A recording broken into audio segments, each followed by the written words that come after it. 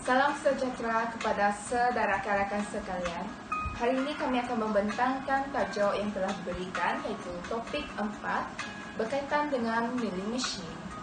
Kumpulan kami diketuai oleh Azza Aiman, Yong Chi Yi, Samantha Dina, dan saya Renarita.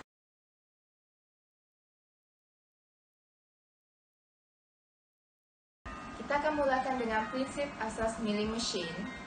Milling machine mempunyai pelbagai jenis. Salah satunya adalah horizontal milling machine, vertical milling machine, dan universal milling machine. Milling machine merupakan proses membuang, menarah logam atau bahan kerja dengan membuat suapan ke arah putaran pemotong peraut.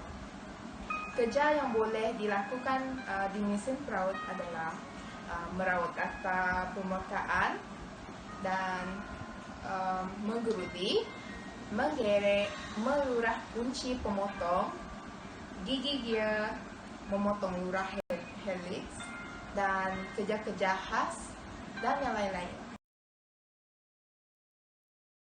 Kita akan mula mengetahui bahagian-bahagian milling machine, setiap komponen dan bahagian-bahagian milling machine.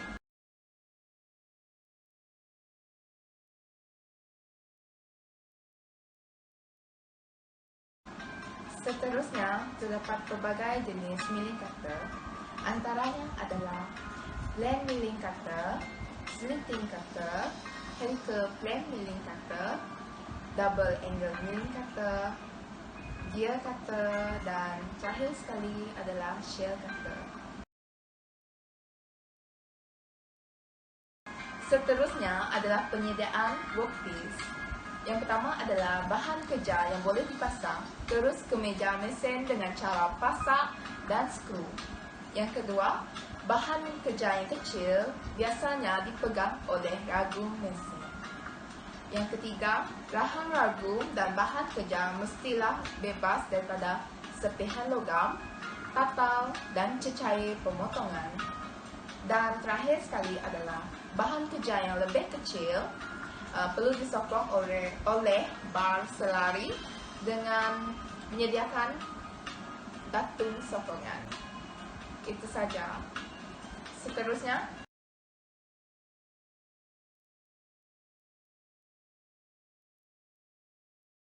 nama saya Azza Aiman dan saya akan membentangkan keselamatan, mata alat dan kaedah pemegangan benda kerja pada milling machine. Yang pertama saya akan bentangkan adalah keselamatan. Antara kaedah keselamatan semasa mengendalikan milling machine adalah kita seharusnya tidak menyentuh mata alat semasa mesin sedang beroperasi. Yang kedua adalah kita hendaklah tidak memakai glove semasa mengendalikan mesin dan pastikan benda kerja dipasang kemas pada ragum dan mata alat dipasang dengan ketat.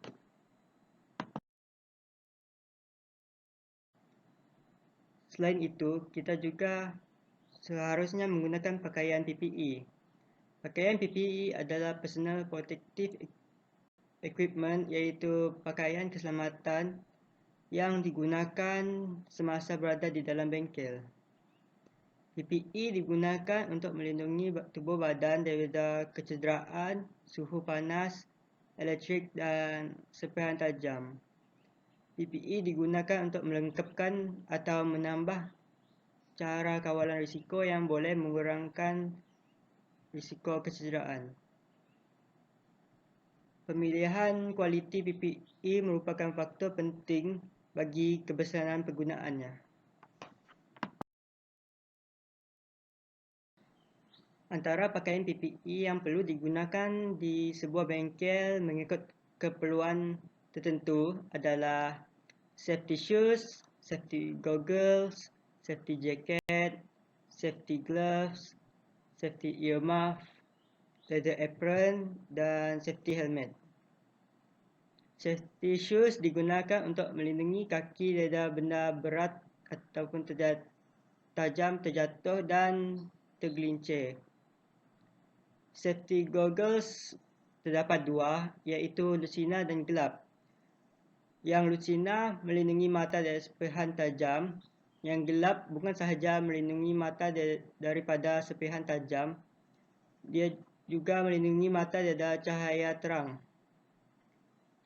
Safety jacket digunakan untuk melindungi tubuh badan daripada suhu panas, benda tajam dan kotoran. Safety gloves digunakan untuk melindungi tangan daripada suhu panas dan benda tajam.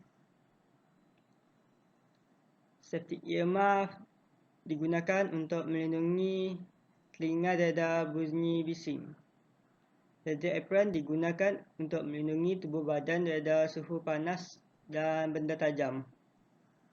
Dan safety helmet digunakan untuk melindungi kepala daripada benda berat dan tajam yang terjatuh.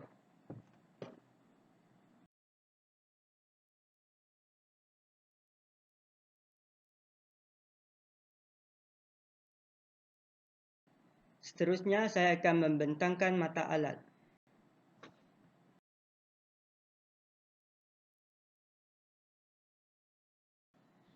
Pengenalan mata alat.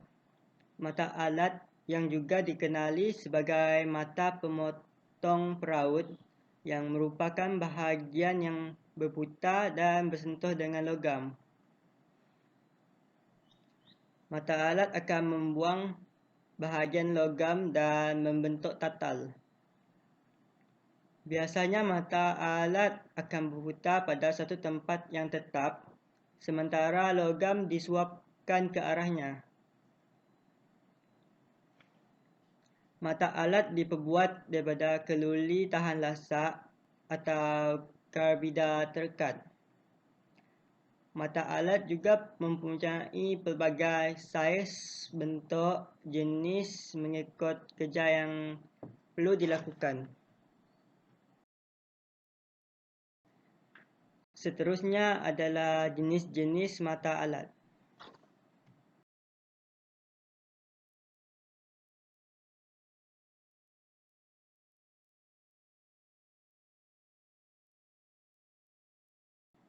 Pemasangan mata alat pada milling mesin. Mata alat kisam dipasang pada mesin dengan menggunakan arbor. Arbor ialah satu aci yang digunakan untuk memegang mata alat. Mata alat hendaklah dipasang dengan baik dan ketat untuk mengelak masalah daripada berlaku.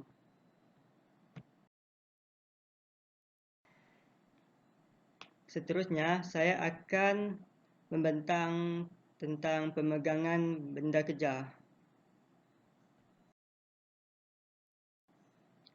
Cara memegang benda kerja pada clamping device adalah rahang tetap ragum mestilah ditetapkan dengan selari dengan meja mesin menggunakan bar selari dan tolak dial.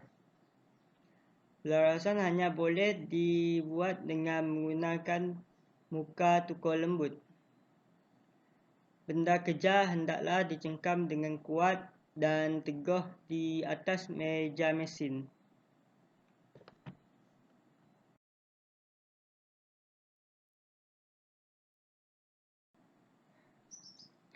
Antara faktor yang mempengaruhi pemilihan cara memegang benda kerja adalah saiz dan bentuk benda kerja, jenis pemotong raut yang digunakan, arah meraut, jenis rautan iaitu kasar atau halus, dan jumlah yang hendak dibuat.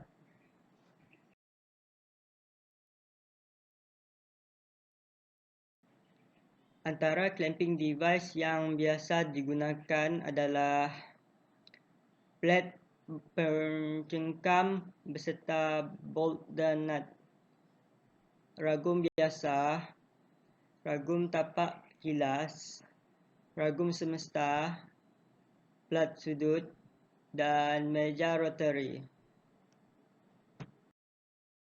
Saya Seminta Gina akan membentangkan tentang setting kelajuan spidol. Contoh 4.1. Hitungkan hantaran potongan dalam mm per minit bagi mata alat peraut celah yang bergaris pusat 60 mm dan mempunyai 14 gigi memotong pada kadar 0.06 mm per gigi dengan kelajuan pemotongan 22 meter per minit. Formula dia adalah ppm sama dengan kp darab 1000 per pi darab d. ppm adalah putaran per minit, manakala kp adalah kelajuan pemotongan. 3.142 adalah pi, diameter adalah sama dengan garisan pusat. Bagi soalan ini, jawapan dia adalah 22 darab 1000 per 3.142 darab 60 sama dengan 117.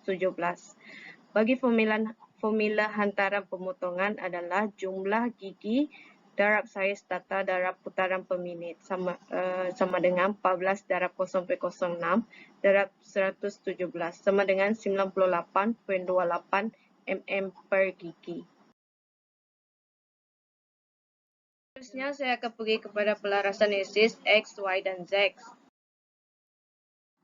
Tanda lazim untuk menentukan paksi iaitu dalam bahasa Inggeris adalah Axis Designation Convention. Penentuan paksi untuk setiap perkakas mesin telah dicadangkan oleh EIA iaitu Electronic Industry Association. Tata nama berdasarkan right hand rule yang melibatkan jari hantu, jari telunjuk dengan ibu jari. Ibu jari menunjukkan paksi X, manakala jari telunjuk menunjukkan paksi Y dan jari hantu menunjuk kepada paksi Z. Untuk menentukan paksi-paksi sesebuah perkakas mesin CNC, mengikut peraturan ini, jari hantu hendaklah ditujukan ke arah spindle mesin yang menunjukkan ke arah positif paksi Z yang positif. Sistem koordinat paksi-paksi perkakas mesin bagi mesin vertical machining center, paksi X akan menunjukkan pergerakan atau anjakan meja yang mendatar iaitu ke kiri dan ke kanan. Manakala paksi Y akan menunjukkan pergerakan atau anjakan meja ke depan dan ke belakang. Paksi Z akan menunjukkan pergerakan atau anjakan meja ataupun spindle ke atas dan ke bawah. Slide saya yang terakhir adalah berkenaan dengan setting datum 0 point. How to set 0 point in CNC? First, you're gonna use a drill, chuck, and a pointer. Better to use when you have a Apple material. Scribe the line on your stock on where you want your origin to be. Then move your pointer over the intersection on what you think is close enough. Then finally to zero the X and Y axis. Second, you can use touch and stock slightly with an end mill. After the end mill is lower and ready to cut your part, from zeroing the X axis, turn on the milling machine and slowly move to end mill into direction of the X axis toward the part. Then stop when you see the small puff of the metal shaving and zero the X axis by pressing the X. But consider the tool offset, which is the radius of the end mill. After resist the end mill above the part, we can move it in the X direction toward the part by a distance equal to the radius.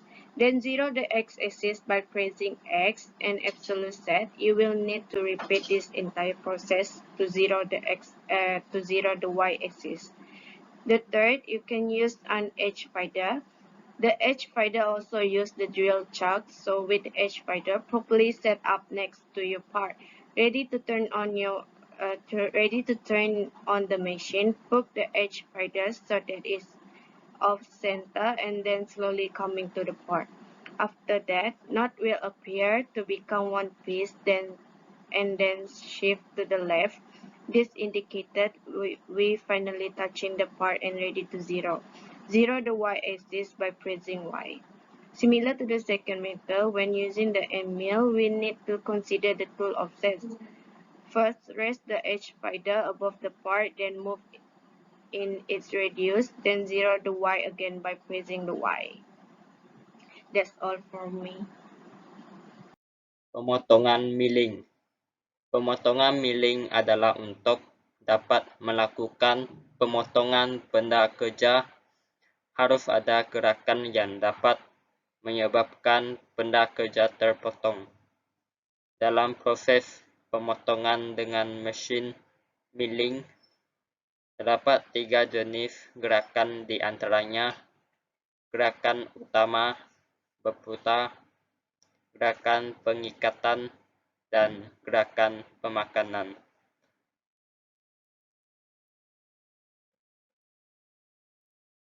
Gerakan pertama adalah main cut rotating. Main cut adalah cutter atau alat potong berputar pada sumbu spindle mesin. Di sebelah kanan adalah gambar raja untuk main cut. Gerakan kedua adalah binder cutting. Binder cutting adalah gerakan untuk mengatur posisi pemakanan, kedalaman pemakanan, dan pengembalian untuk memungkinkan benda kerja masuk ke dalam sisi potong cutter. Di sebelah kanan adalah gambar raja untuk binder cutting. Gerakan ketiga adalah dietary cut. Dietary cut adalah benda kerja digerakkan sepanjang benda yang akan dikerjakan dengan bidang yang dipotong. Di sebelah kanan adalah gambar raja untuk dietary cut. Measurement inspection. Nombor 1. Pemeriksaan terhadap benda kerja dilakukan pada 2 hal, yaitu ukuran dan kekasaran benda kerja. Nombor 2. Untuk mendapatkan hasil pengukuran yang tepat, harus menggunakan alat ukur dan teknik pengukuran yang benar. Nombor 3.